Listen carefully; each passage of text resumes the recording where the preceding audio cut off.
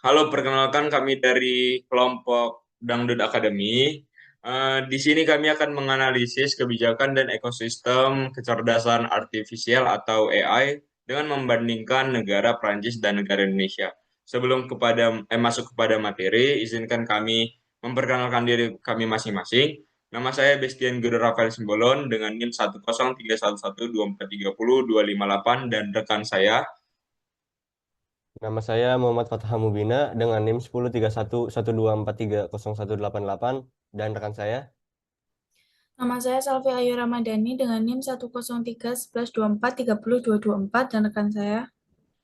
Saya Salvida Valiana dengan NIM 103112430202. Oke, masuk kepada pendahuluannya.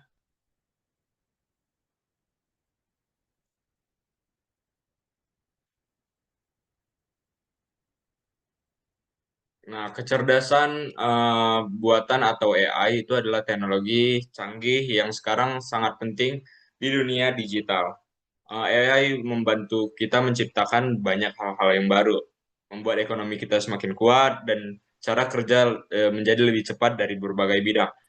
Nah, negara-negara maju berlomba-lomba untuk membuat rencana besar agar bisa memakai kecerdasan buatan ini dengan baik, sambil juga mencegah masalah yang mungkin akan muncul. Laporan ini akan membahas bagaimana sih cara Prancis yang notabene salah satu negara yang hebat di dalam Eropa dalam mengembangkan aturan dan lingkungan untuk kecerdasan buatan dari negara mereka. Setelah itu, di sini akan membandingkan dengan negara kita, ada negara Indonesia. Akan melihat apa saja yang bisa kita tiru dan mencari tahu tantangan serta jalan keluar atau solusinya.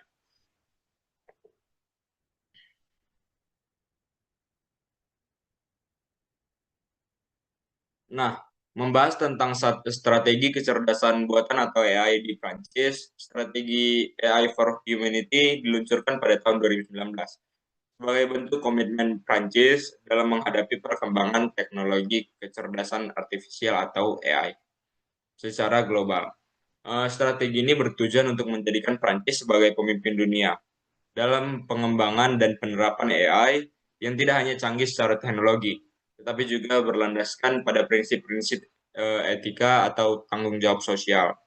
Fokus utama adalah memastikan bahwa kecerdasan AI yang mereka buat dikembangkan untuk kepentingan manusia, menghormati hak asasi manusia, menjaga keadilan, dan tidak menimbulkan diskriminasi. Pemerintah Prancis mengalokasikan dana awal sebesar 1,5 miliar euro atau sekitar dengan 26 triliun rupiah untuk mendukung penelitian, pendidikan, inovasi industri, dan penguatan regulasi kecerdasan buatan yang akan mereka buat.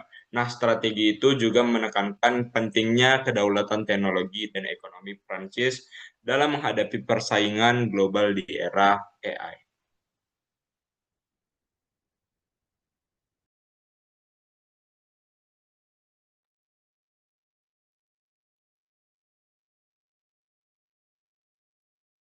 Oke, selanjutnya akan eh, saya melanjutkan untuk menjelaskannya.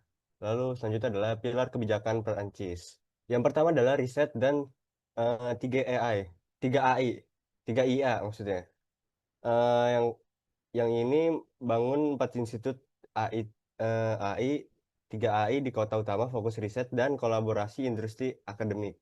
Yang kedua, etika dan regulasi, yaitu dorongan AI yang manusiawi aktif dalam regulasi AI di Uni Eropa. Yang ketiga, dukungan startup.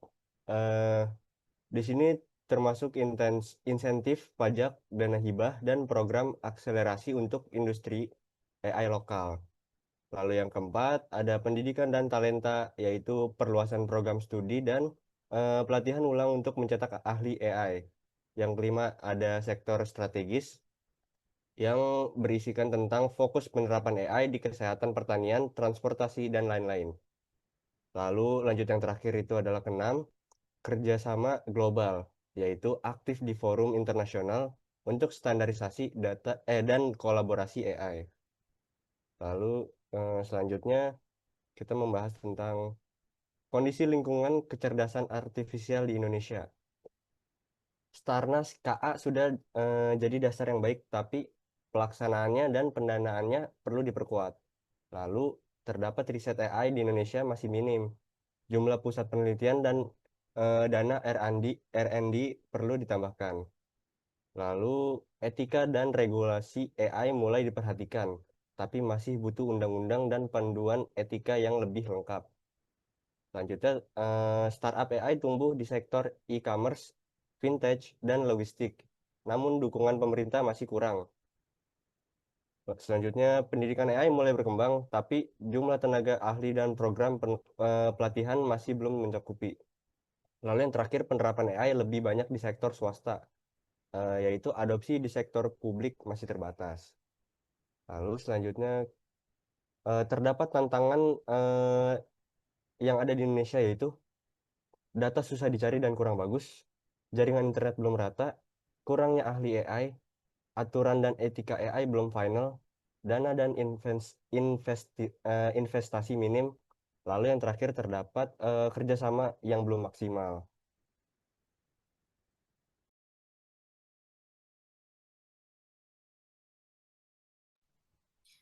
Baik, untuk perbandingan AI di Prancis versus di Indonesia ada beberapa aspek. Di aspek visi dan rencana, di Prancis lebih lengkap dan dananya besar. Di Indonesia lebih lengkap tapi perlu lebih ada penguatan lagi. Untuk investasi riset di Prancis sangat tinggi, sedangkan di Indonesia sedang. Etika dan aturan di Prancis sangat kuat dan di Indonesia baru memulai etika dan aturannya.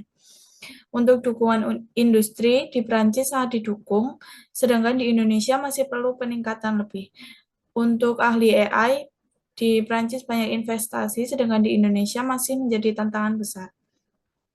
Untuk penggunaan AI sendiri, Prancis merupakan sektor penting dan lebih ke publik, sedangkan di Indonesia lebih ke konsumen. Untuk kerjasama internasional, Prancis sangat aktif, sedangkan di Indonesia masih proses berkembang dan akan meningkat. Next.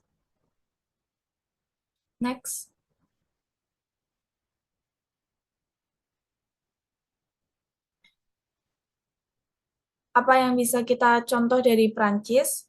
Nomor 1 adalah rencana nasional yang kuat dan berkelanjutan. Kita harus memperkuat Starnas KA dengan dana yang besar dan terus-menerus, plus komitmen politik jangka panjang. Yang kedua adalah pusat unggulan AI layaknya KIA Prancis, layaknya 3IA Prancis. Bangun pusat riset AI kelas dunia di kampung atau lembaga riset ini akan melahirkan penemuan baru dan ahli-ahli AI. Nomor 3 ada aturan dan etika AI yang jelas. Segera buat aturan etika AI yang melindungi data pribadi, mencegah diskriminasi, dan memastikan ada yang bertanggung jawab. Nomor 4, investasi besar di pendidikan AI. Perbanyak jurusan AI di kampus, program pelatihan ulang, dan peningkatan keterampilan untuk pekerja. Nomor 5, dan yang terakhir ada dorong AI di bidang penting negara, yaitu pakai AI di sektor pertanian, kesehatan, logistik, dan di pemerintahan untuk membuat semuanya lebih efisien. Next.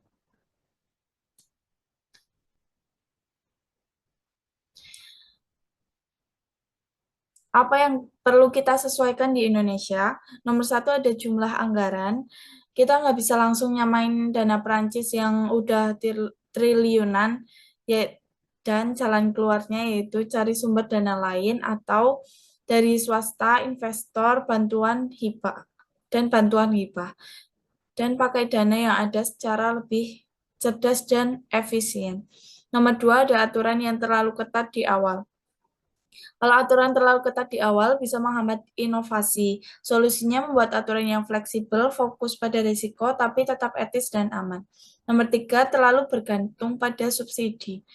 Lebih baik kasih potongan pajak dan mempermudah akses dana, serta dibikin birokrasi yang lebih sederhana daripada cuman diberi subsidi langsung dan besar yang belum tentu berkelanjutan.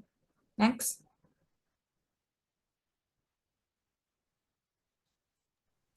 Baik, selanjutnya ada solusi untuk Indonesia. Yang pertama ada ahli AI, yaitu solusinya banyakin pendidikan AI, pelatihan ulang, dan kasih beasiswa. Kemudian ada infrastruktur, yaitu luaskan jangkauan internet, bangun pusat data dan komputasi awan. Kemudian untuk data, membuat rencana data nasional, bangun pusat data per sektor, dan dorong data terbuka. Untuk aturan dan etika, percepatan pembuatan UU AI, ajak banyak pilihan diskusi. Untuk dana, alokasikan dana riset khusus, kasih potongan pajak, dan dorong dana invest serta kerjasama pemerintah swasta. Yang terakhir ada kerjasama, buat wadah kolaborasi nasional, aktif kerjasama internasional. Next. Jadi yang terakhir ada kesimpulan dari yang sudah kita cari yaitu Prancis adalah contoh sukses dalam membangun ekosistem AI yang kuat dan beretika.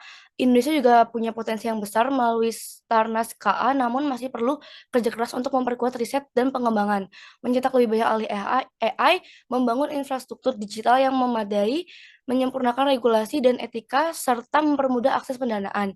Dengan strategi yang tepat dan kolaborasi berbagai pihak, Indonesia bisa mengejar ketertinggalan dan memanfaatkan AI secara bertanggung jawab demi kemajuan bangsa. Mungkin sekian presentasi yang dapat kelompok kami sampaikan. Kurang lebihnya mohon maaf. Terima kasih. Wassalamualaikum warahmatullahi wabarakatuh.